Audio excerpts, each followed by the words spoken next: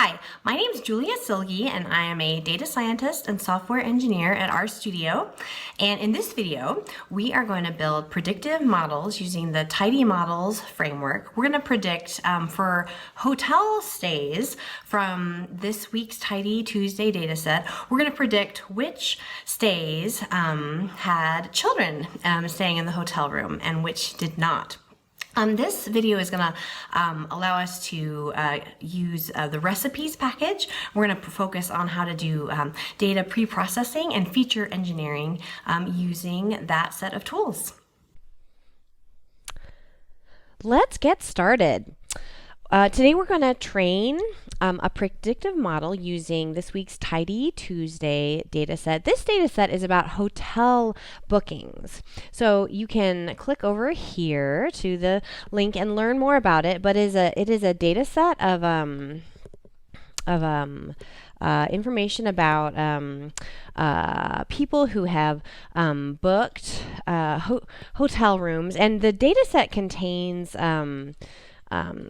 if we look here, the data set contains people who have canceled their bookings and then people who did not cancel their bookings, who came and stayed. And if you look at the paper where this data came from, they make the very important and interesting point that the columns that we have, like a lot of the variables that we have about these hotel bookings, that information is gathered again and more accurately when people check in. So the data that is from the non-canceled bookings is quite different from the data of the canceled bookings. So what I'm going to do in this analysis is I'm going to filter to only the non-canceled bookings, so only the stays, because I don't want to. I want to simplify the problem a little bit here of what I'm going to do. So what is my modeling question? What is it that I'm going to do? I want to look at these columns that have children and babies. Let's see if we can see some things here. Well, it's mostly zeros, as you can see, but every once in a while there's a 1. So these are the columns that say whether children or babies were checked into the hotel stay. And what we're going to do is we're going to build a predictive model to predict whether a hotel stay included children and or babies. So let's start to look at that. So we're going to start and we're going to explore our data. Then we're going to build some models. Today we're going to talk about how to use recipes, which are a part of the tidymodels framework. And then we're going to evaluate our models, again, using tools from tidymodels. So let us, let's set up let's take this hotels data that we have, and let's filter out, or let's filter so that we have only the non-canceled data, and then let's change some of these columns. So I'm going to use case when from dplyr, and when children plus babies is greater than 0, I'm going to call that children. And then all the rest of the time, I'm going to call that none. So I'm making a column here called children, and it will have the value children when there are children or babies, and when there are no children or babies, it's going to be none. So you can see there's about 10 times or more hotel stays that did not have children than children. So we have some imbalanced data here. I'm going to look at one other thing that is, I'm going to do a similar type situation here. There's a required car parking spaces. Yes, here, and I'm going to do a similar thing just to say whether when someone checked in, they wanted to have parking or not.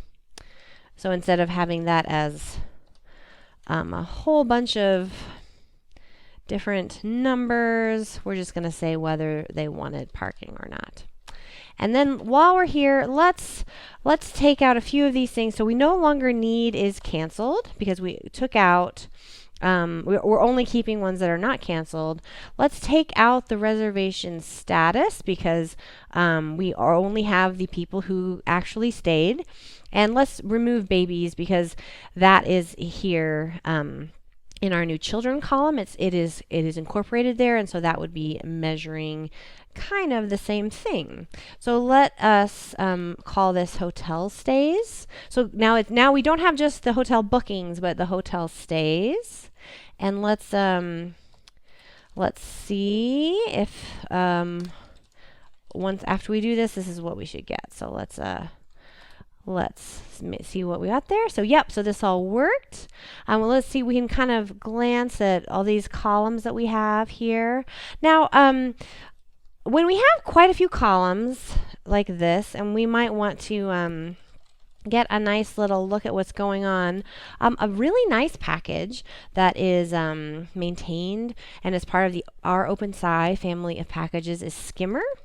And if you send skim, if you just use the function skim, here I'm going to do that so we can see a little better, to the data frame that, whoops, I got to load the package, and we do skim hotel stays. Let me do it one more time and make it bigger this way so you can see it a little better.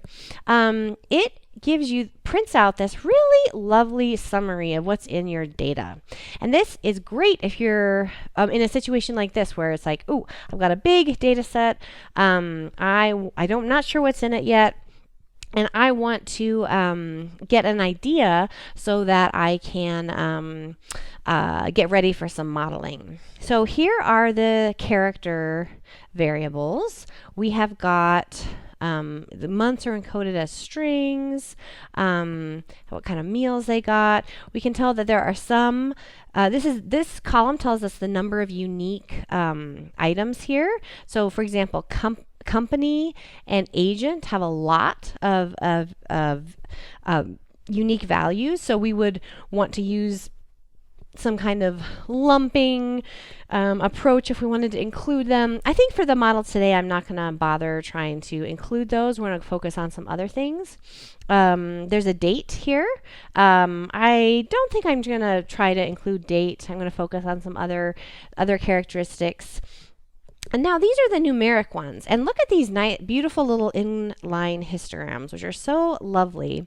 And I do want to focus on these. So for example, look at the arrival, how some of these are how we can see their skew. So for example, the adults, look at that little histogram. It goes up and then down, right? It's like central, it has like a nice little central peak. And then we have other things such as ADR, and I know this because I looked it up in the paper. ADR is how much people paid, and ADR is has a different kind of distribution. What else do we have? Is repeated guest or nights. How many nights do people stay? These are things that have the skew, the distributions have long tails. So if for some kind of models, these differences in how these numbers are these numeric values are distributed can be a problem for some kinds. And notice also like the means. The means for ADR for how much people pay is like in the hundreds, but of course the number of adults that stay there, the mean is at one or two. So for some kind of models, that's a problem. And so the kind of modeling that we're going to approach, the way we're going to approach tidy models today is we're going to talk about how to do some data pre-processing and some feature engineering that takes care of this problem or this challenge that we have with our data, and some composable, reusable steps that make this issue one that we can approach and then deal with. So that is Skimmer. We got some nice information from there. Let's make a few exploratory plots before we go on to to build our model. Let's start with, I'm curious about month here. It's called arrival date month. So let's take our hotel stays data frame. Let us, right now it's a string, but let's change it to a factor. So arrival date month, and let's change it to a factor. So it is called arrival date months here still. And the levels, let's change it. R has in it, I think this is it. Yes, it has in it a built-in the months of the year in month name, so that's nice. And then let's do some counting. So let's count by arrival date month and children here. So what that does, that tells us is like how many hotel stays were there for people with children, without, in the different months. And then let's group by the people with children without. And let's mutate, and let's call this proportion, let's say n divided by sum of n. So this, now we have for the group of people who have children and those who do not, how many, what proportion came in each month. And now let's put this into a plot. Let's put the month on the x-axis, the proportion on the y-axis, and let's make the fill of be the children. Let's make a column plot, and let's dodge the columns so that they're next to each other and we can see them. So let's see what this looks like. Like so. All right, very nice. Ooh, I didn't run my stuff up there so that I have my theme. Okay, great.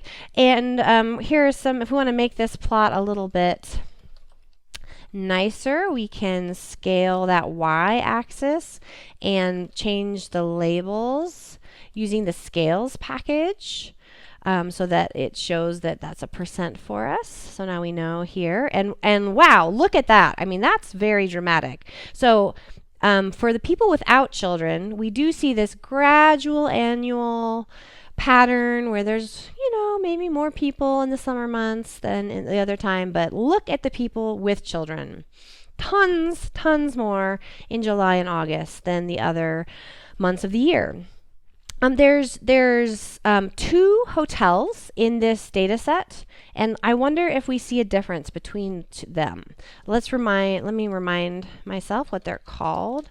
Count hotel. So there's a city hotel and a resort hotel. So I wonder if it's different, this July, August checking in of everyone. So let's go here and let's just add a few more things. So count hotel, group by hotel, and then let's facet wrap by hotel. Facet wrap by hotel, like so. And let's put those on top of each other. I think that might be easier to see. Yeah, okay, I like this. So we can see that we see this effect in the city hotel as well as the resort hotel, but it's bigger in the resort hotel. But we see it both places. The July, August dramatic spike from people going to visit the hotel, checking in with children. Okay, let's see. So something else that I am interested in is this parking. Are people who are checking in, are they with children, are they more likely to need a car? So we're going to do a really similar thing here, but instead of the month, we're going to do the parking. And it was called required car parking spaces. So we will do a car parking spaces, and we will do car parking spaces, and let's see how that one looks. Okay, so the people who ask for parking are more likely to be the people with children. So again, we see that would be something else that is we see these relationships here. And again, it's true both in the city and in the resort. Okay, so we could go through and do a bunch of these, but much like with Skimmer, let's try to do a bunch at once. So the Gigi Alley, or I'm not sure how people say that, or but this package has a function in it called Gigi pairs. So so just for our last exploratory plot here, let's just make a pairs plot where we can visually all at once look at compare a bunch of things. So we'll take this hotel stays data set.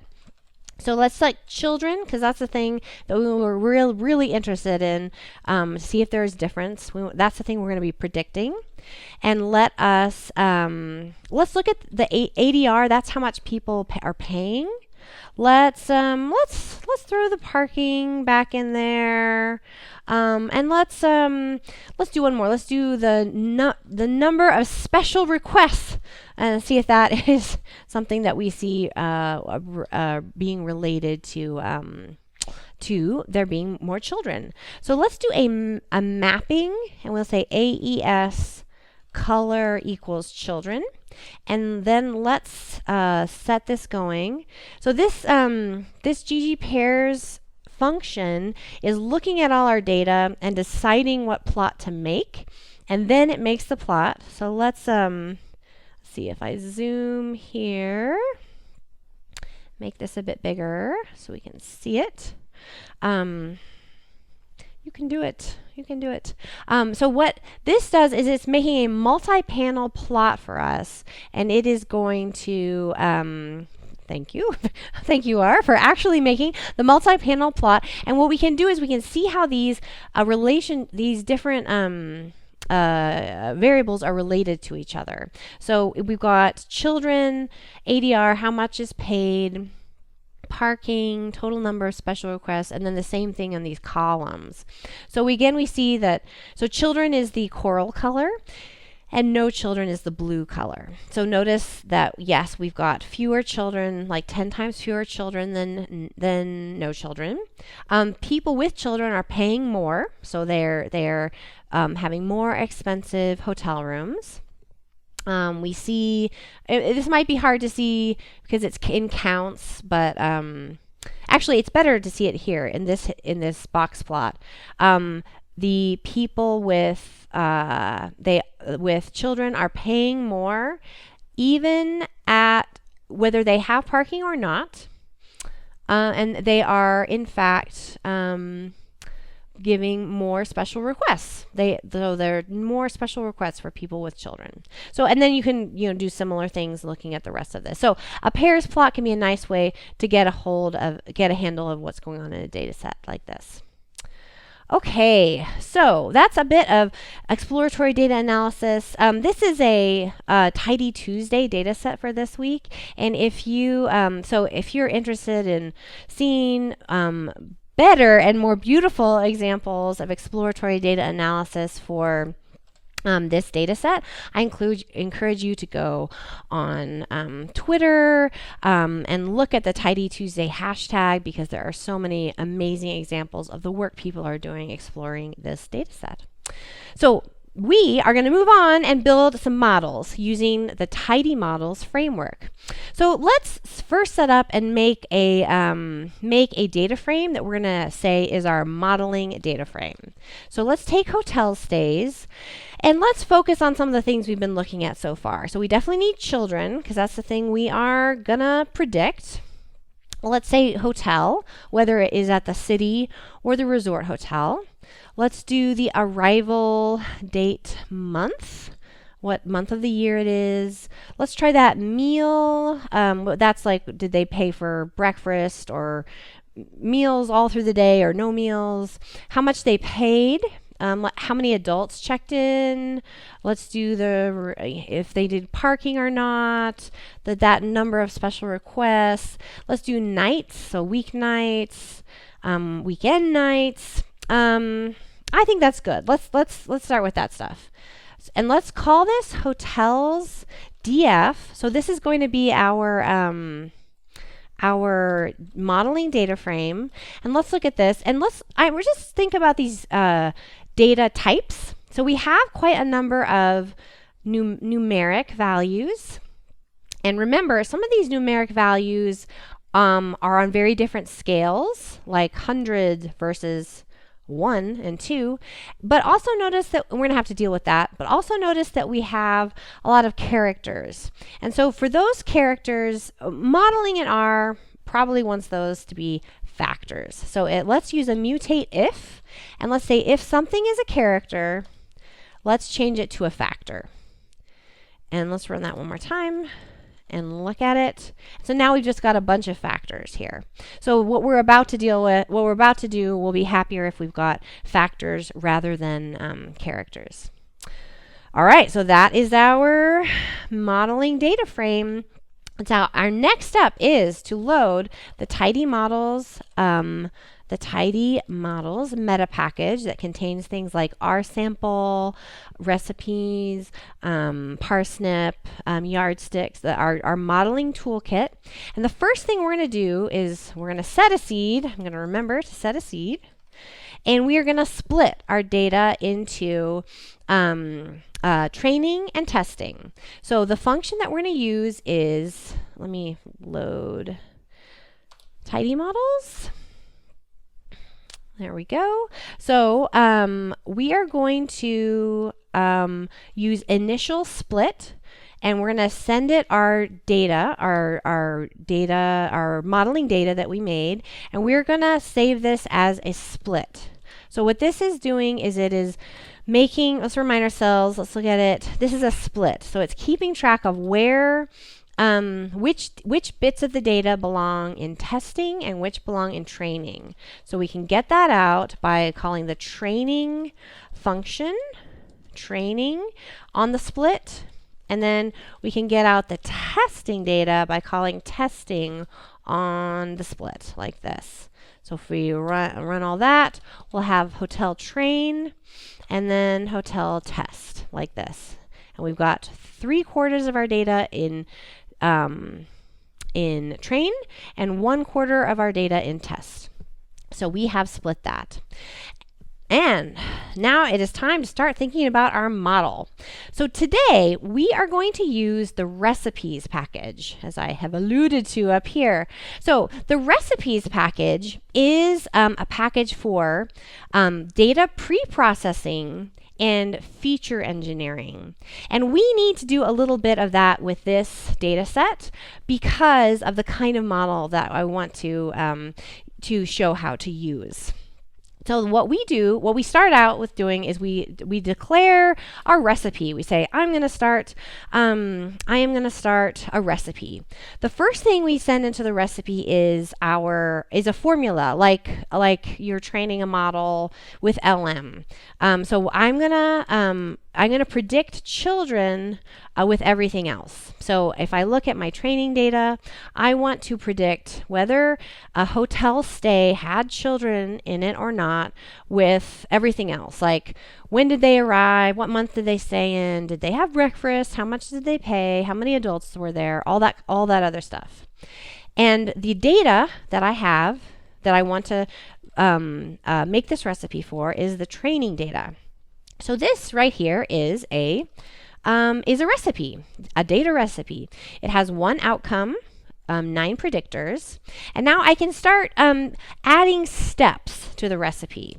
So the first step that I want to do is I want to take care of the class imbalance. Because if I train a model on this data right now as I have it, it is gonna do a really good job of saying, no one has children. Just wow, look at all those people without children.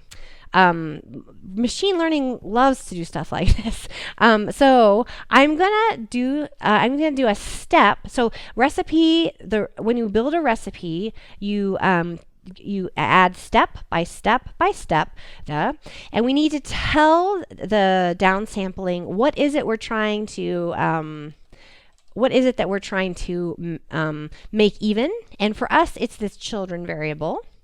The next thing we're going to do is we're going to make dummy variables, which is like one-hot encoding. So we're going to take everything that is a factor, and we're going to make it into zeros and ones. And if there's like more than one, it will make dummy variables for it, and it will take care of it all the way it needs to. The way if you are an R user, you may not be used to having to do this because the formula interface like this usually does that for us. But we are going to set up and say, hey, for all of our factors, please take care of turning it into numbers that I can do math on. We don't want to do it for children. That's our outcome, is children, because that we still need to be a factor that we can predict. Now it's time for us to take care of our numbers. Remember, some of our numbers are like 100 to 1,000, and some of our numbers are like 2 or 1, and so we need to normalize those. So we are going to use the step normalize function, and we are going to say do that to all of my numeric values. Just to be safe, we're gonna add in a step 0 variance, which means, and we have to tell it what to do it on. The numeric ones, we're going to say, please take out anything that had 0 variance, and then normalize, which is a center and scale type thing, so that these will they will no longer be in their natural units. Like, we'll no longer be able to talk about, oh yes, it cost $100 or pounds, or I forget actually if this is in the US or the UK or wherever, but we won't be able to talk about it on the natural units anymore, but we will we actually have to do this because of some of the algorithms we're about to use. And so this is a recipe. I can run all this right here, and it tells me the steps of my recipe. And then we're going to pipe to something called prep. So prep says I've got a recipe, and now I'm prepped to put my recipe into action. So if I do this, I can save all this. So now this is a recipe here. So when I prepped it, it actually went to the data, this hotel train data, and it actually did something. So notice that when before it here it said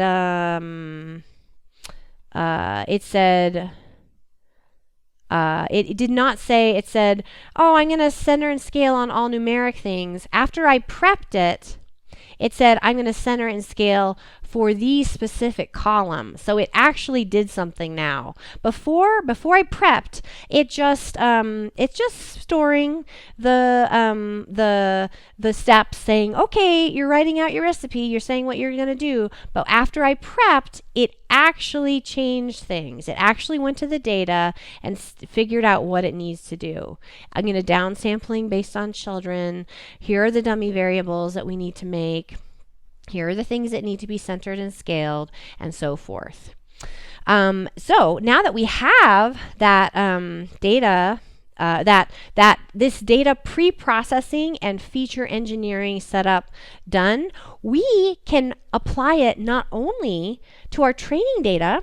While we're here, let's apply it to our testing data. So the function to do that is called bake. So we take the recipe and we apply it to new data. The new data is the testing data here. And if I run it here, you'll see it gives me actual data. It gives me an actual tibble here. And let's call that test processed, like this, test processed. So, and we'll come back to that at the very end. We're not going to touch that for a really long time. So that is that. So you may be thinking, wait, you just showed me an actual tibble with data. Where is the processed training data. If I look at hotel recipe, there's no, that's not data, that's a recipe, and you are correct. So there's a couple ways to get the data out, to get processed data out. You can use bake on new data. What you could put hotel train here. We're going to use a different. In fact, I can show you what happens if I do that. Hotel recipe, new data equals hotel train. Notice here this has the same number of rows as our training data. We're going to use something else. We're going to use because remember we want to downsample. We want the to have the same number of examples of that have children and don't have children. And the easiest way to do that is going to be use one more function. I know, one more function, and it's called juice. So if you juice the recipe, think of it as, I'm going to do this so you can see a little better. There we go. If you juice the recipe, if you juice the recipe, it's like you go back into the recipe and you say, I know you have the data inside of you because you used it to make the recipe. Give me the data back out. I'm squeezing it and getting the data back out. And notice that is a really different number of rows because we have successfully downsampled.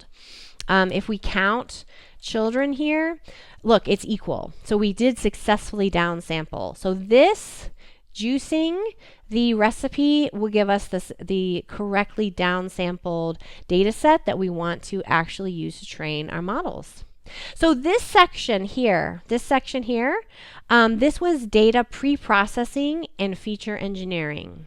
Think about that this way. One of the really huge strengths of recipes and this tidymodels approach is that it makes it hard to leak information from your training data into your testing data. The way that these steps are set up and the way that you apply the steps to your testing data, it protects you from making the kind of mistakes that often lead to data leakage from training into test. So I think that's one of the real strengths of this approach. So let's train some models. We're going to train two models. We're going to they're both from Parsnip. So the model specifications are in Parsnip. The first one we're going to do is a nearest neighbor model. So this nearest neighbor model, we say that this is the kind of model I want to do, and then we set the engine. And the engine that we are going to use here is, KNN. So this is K nearest neighbors, and then we have to set the mode, and the mode here is classification because we're saying, does this hotel stay have children or not? So it's a classification problem is what we're doing here. And so we're using K nearest neighbors to do that. So K nearest neighbors is sensitive to scaling and centering. Like if our data had before, like when it was up here and it had hundreds and then ones and twos, it is sensitive to those kinds of dramatic differences. And so it's because we want to use this kind of model that it was very important that we normalized our data. We centered and scaled our data. So that is why we did that. So we can, let's call this our K nearest neighbors spec.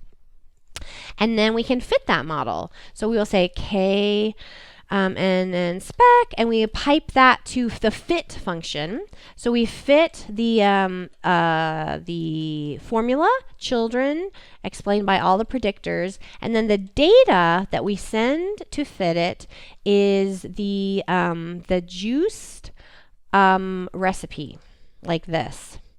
And this, let's call that KNN fit. And let us start that, because that, whoops. Oh, I gotta run it all. Okay, so that will fit. This takes just, oh, that was very fast. Okay, so that fit and is done. So we fit one model. So now let's fit another model. So let's do a decision tree. So this, we have to set the engine as well. So let's set the engine with the RPart package.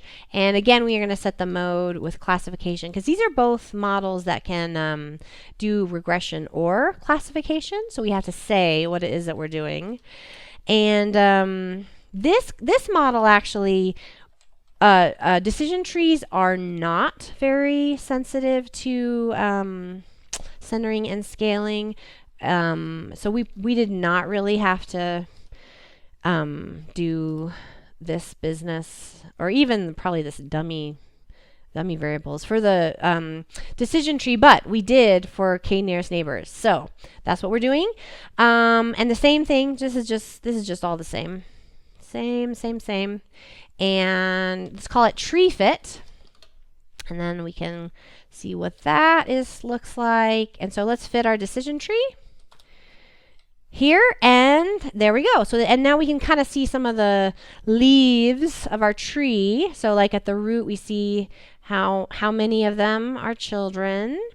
It's half and half, and like the first node thingy or like split is with how much people paid, and then how many special requests there are, whether they had no meals or not, how many special requests, again, how many adults, and so forth. So these are some of the like nodes and leaves and whatever in the decision tree.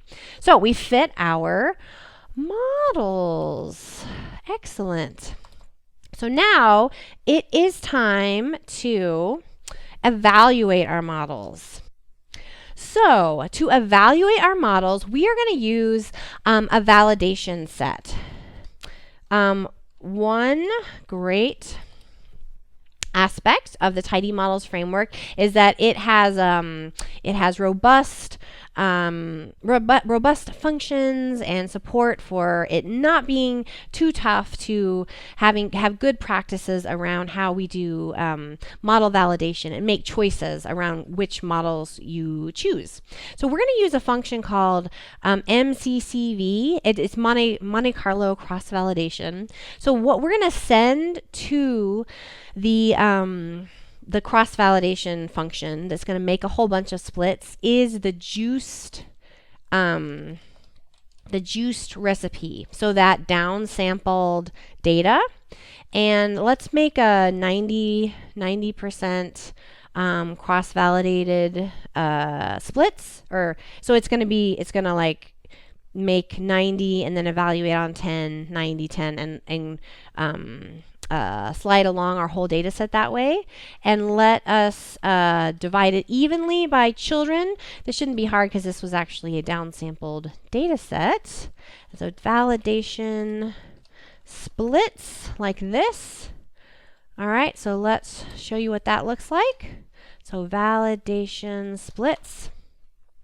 Okay, so we've got 25 splits. That's the default. You can change that if you would like. And each one of them has got, a smaller number of observations in here. And this is now ready for us to go through and fit a model to each of them. So let's set it up, and then I'll keep talking because it does take a minute once we're fitting things 25 times. So we're going to use the function FitResamples. So the first thing that we give FitResamples is the formula. And then the model. So for us, let's start with the k nearest neighbors model, and then let's send it the splits. And then we're going to send it this control resamples function because we want to save the predictions so that we can make an ROC curve and whatnot. So let's call this KNN result, like so. And let's start that running. So what this function is doing is it is fitting a nearest neighbor model. It is fitting a model that says children explained by all the predictors. It's actually going to this spec to say, what kind of model is it? Yes, a nearest neighbor model with this engine in classification mode. The data that it is fitting on are these validation splits. So first it fits on the first one and evaluates on the held out little examples on the first one. Then it fits on the second one and evaluates on that one, and so forth. Let's clarify here that this function FitResamples is not doing any tuning. We are only estimating how good a job our model is doing at fitting our data. We are not tuning our model in any way. We are only measuring performance using cross-validation here. We have other functions that do that, and I'll make another video that shows how to do that, but that's not what FitResamples does. FitResamples is only for evaluating the model, only for saying how well is the model doing. So those metrics are in here. We can get to the predictions here so that we can do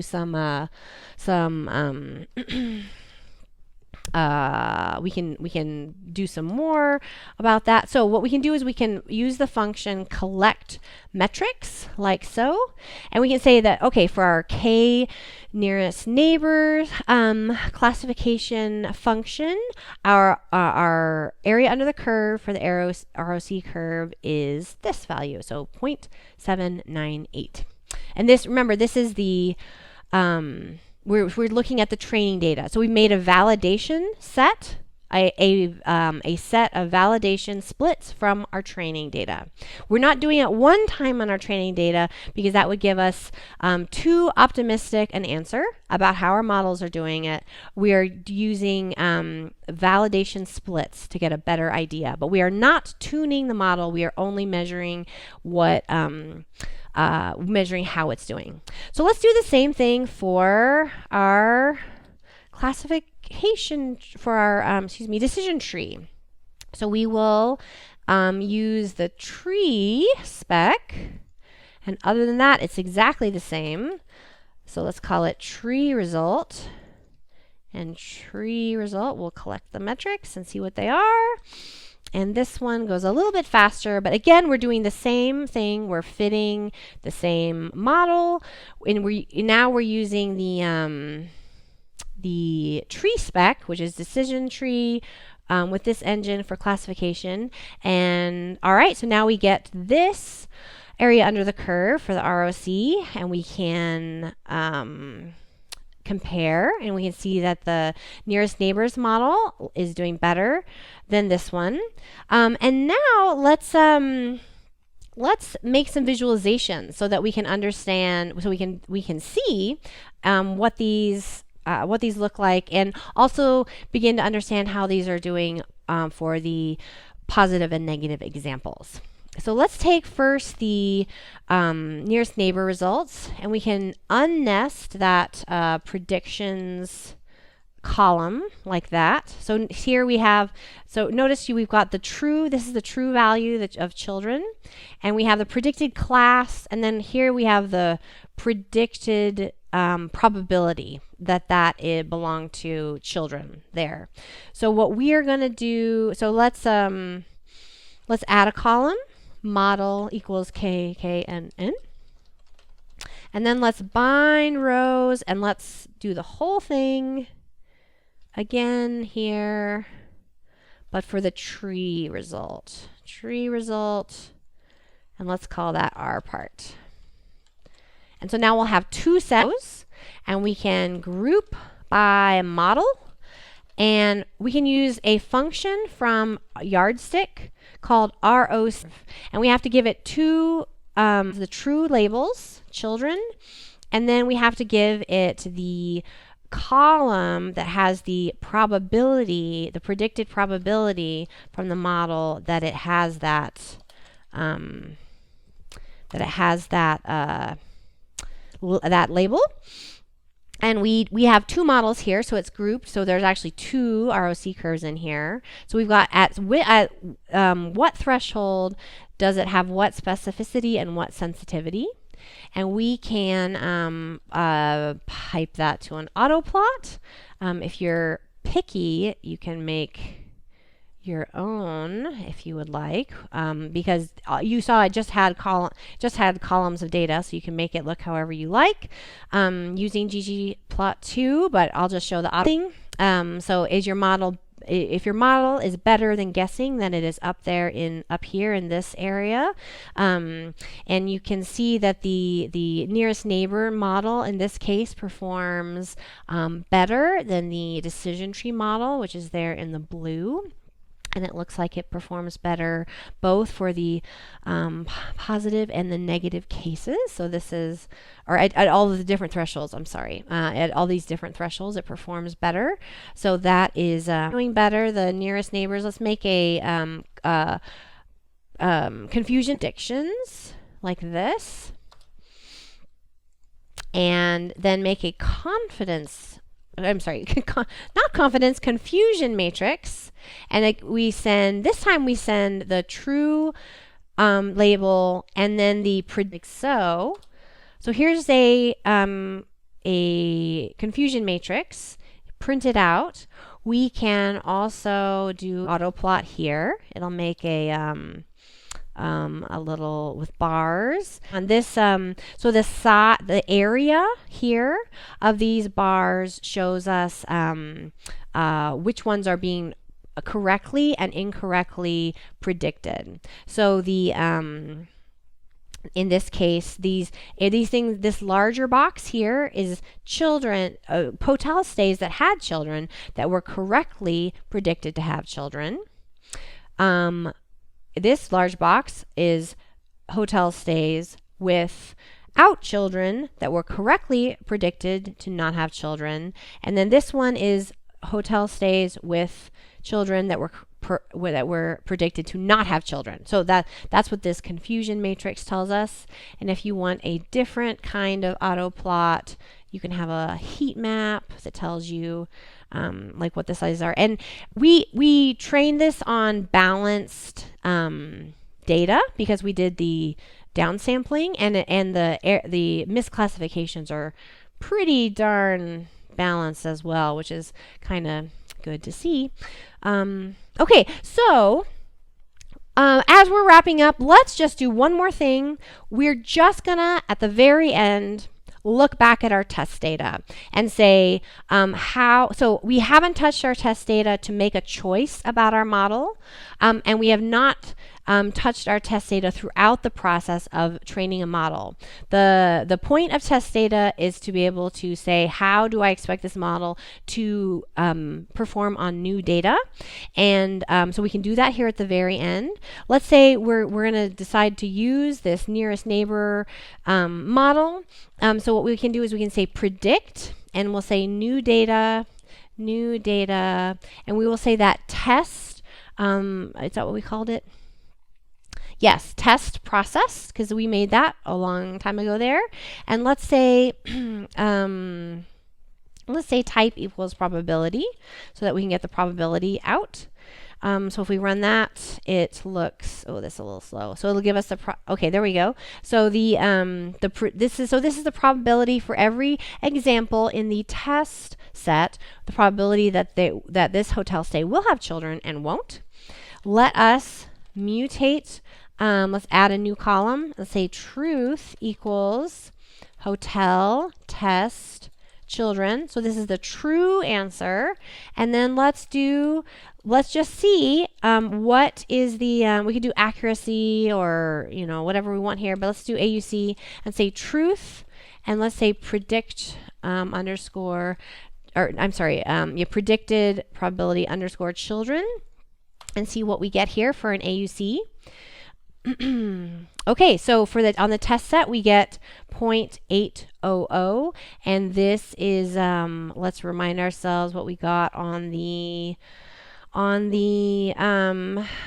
the validation sets. So very, very, very, very close. So we've done an excellent job. So so what we've done here is use recipes for pre-processing, and then this validation splits for evaluating, and then at the very end, the test data to see how we expect our model to predict on new data. So we did it. We trained models predicting if there were children or not in this set of hotel stays from the Tidy Tuesday data set. And we focused on how to get started using the recipe package, which is part of the Tidy Models framework for modeling and machine learning in R. And recipes gives us tools for data pre-processing and feature engineering, which we needed to do for this analysis we did today because of the kinds of models that we trained. So that's it for today, and I hope that this is helpful, and I will see you next time.